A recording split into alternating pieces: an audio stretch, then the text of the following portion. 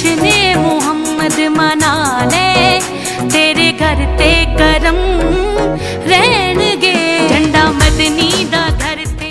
हर पास की चमकार वया आका अचीरा, हर पास की चमकार वया आका अचीरा, सोना आका अचीरा, बाबा आका अचीरा। जी बिल्कुल दादू खां मां अली रज़ा चन्ना मां वक्त मौजूद आहियां। दादू खां थोड़े ही फासले ते दरगाह सैयद नांगो शाह जिते जेको आहे नबी करीम सल्लल्लाहु अलैहि वसल्लम जे आमद जे मौके ते जेको आहे अंजुमान गुलामान वेलफेयर सिंध जी तरफां जेको आहे हिते महफ़िल मीलाद मुनक़िद कयो आहे, जंहिंमें तमामु वॾी तादाद में जेको आहे आशिक़ान रसूल ऐं कारकुननि शिरकत कई आहे, जेके तमामु भरपूर जोश ऐं जज़्बे सां नबी करीम सल्लल्लाहु अलैहि वसल्लम जो मिलाद मल्हाए रहिया आहिनि। असां हिते मौजूदु अंजुमान गुलामान कलंदर वेलफेयर सिंध जे सरवान सैयद गुलाम हैदर शाह ऐं ॿियनि ग्रुप इंचार्जनि सां ॻाल्हि ॿोल कंदासीं, उन्हनि खां पुछा कंदासीं त हिन तंज़ीम जो छा पैगाम आहे नौजवाननि जे लाइ ऐं ॿियो हिन महफ़िल खे केतिरे पुरजोश अंदाज़ में मल्हायो पियो वञे। 12 तारीख़ आहे महबूब करीम सल्लल्लाहु अलैहि वसल्लम जी आमद जो आहे।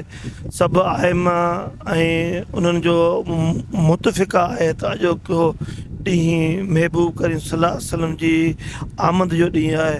ऐं अल्हम्दुलिल्लाह असांजी अंजुमन गुलामान कलंदर ऐं असांजो शहबाज़ ग्रुप जेको असांजो तमामु घणनि सालनि खां इन 12 तारीख़ ते ऐं हिकु हिते अज़ीम शान महफ़िल कंदो आहे। उहा महफ़िल में नात ख़्वानी बि हूंदी आहे, मीलाद बि हूंदो आहे ऐं असांजी महफ़िल ॿियनि महफ़िलनि खां अलॻि थलॻि आहे। हिन में न का फ़िरके वारी त आहे, न हिन में को तासब आहे, न हिन में को हसद आहे। हिन में हर को मकतबे फ़िक्र जो माण्हू हिन मुंहिंजे ईंदो आहे। असांजो ज़ोर, असांजो फोकस जेको आहे उहो आहे इंसानियत ते। इंसानियत मंझि उहा इंसानी ख़ूबियूं अचनि जेकी ख़लक़ल इंसान में आहिनि, जेकी रहबर इंसानियत असांखे ॿुधायूं।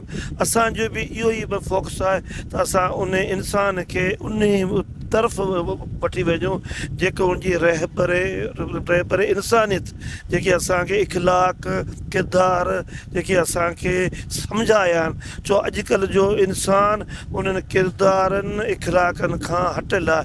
हीअ महफ़िल उन महफ़िल जी हिकिड़ी कड़ी आहे। सभिनी महबूब करीम सल्लल्लाहु अलैहि वसल्लम खे महबूब करीम सल्लल्लाहु अलैहि वसल्लम ईद मिलादुन नबी सल्लल्लाहु अलैहि वसल्लम मुबारक हुजे। हर हिकु आशिक़ पंहिंजे तरीक़े सां मल्हाइनि था। असां दुरूद पाक पढ़ी ऐं अहिड़ा प्रोग्राम कराए अंजुमन गुलाम ऐं कलंदर सरवानी में साईं सैयद गुलाम हैदर शाह बादशाही में हीउ प्रोग्राम जेको आहे पूरो रबियुल अव्वल मल्हायूं था, पर 12 महीना कंदा रहूं। अल्लाहुम्मा सल्ली अला सय्यदना मुहम्मद नबील उम्मी व अला आलिहि व सहाबी मुबारक वसल्लम। अंजुमन गुलामान कलंदर जो जेको ही दुरूद पाक जो सिलसिलो ऐं महफ़िल मीलाद जो सिलसिलो आहे, इन जी इब्तिदा बि शहबाज़ ग्रुप खां थी। पहिरियों स्टेज प्रोग्राम शहबाज़ ग्रुप में साईं मोहम्मद अली बादशाह जी अॻुवाणी में थियो ऐं उहो 1900 जेको आहे मां 96 या 94 उन खां पोइ हीउ जेको सिलसिलो शुरू थियो आहे।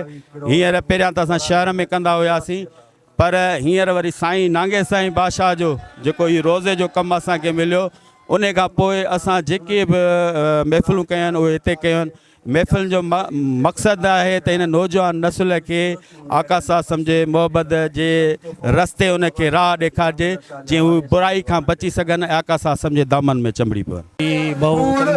निस्बत सां प्रोग्राम असां हर साल कराईंदा आहियूं 12 रबियुल अव्वल ते।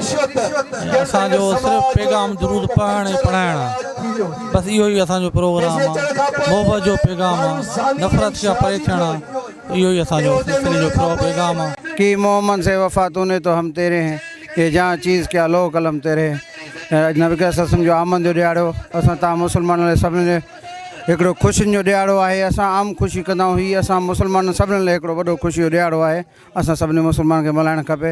हीअ 12 रबियुल अव्वल जो ॾियारो आका जी मोहबत जो ॾियारो आहे। इहो सबूत आहे जेको हेॾी नौजवान नस्ल हिते शरीक थिया आहिनि।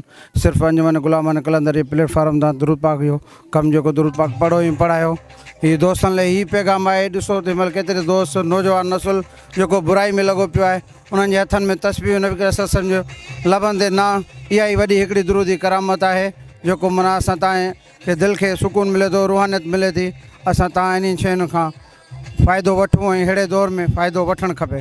जी बिल्कुलु तव्हां अंजुमान गुलामान वेलफेयर सिंध जे सरवण सैद गुलाम हैदर शाह ऐं ग्रुप इंचार्जनि जी ॻाल्हि ॿोल ॿुधी उन्हनि जो इहो ई चवणु आहे त हीअ जेकी महफ़िल आहे नबी करीम सल्लल्लाहु अलैहि वसल्लम जे इश्क में मुनक़िद कई वई आहे, जंहिंमें तमामु घणे तइदाद में आशिक़ान रसूल शिरकत कई आहे। ऐं असांजी तंज़ीम जो जेको पैगाम आहे उहो नौजवाननि जे लाइ आहे त नौजवाननि खे सुठे तरीक़े सां पैगाम ॾेई सघिजे ऐं उन्हनि खे जेको आहे सो ख़राबु सोबत खां पाक रखी नबी करीम सल्लल्लाहु अलैहि वसल्लम जे इश्क में आशना करे सघिजे। अली रज़ा चन्ना, इबरत न्यूज़, दादू।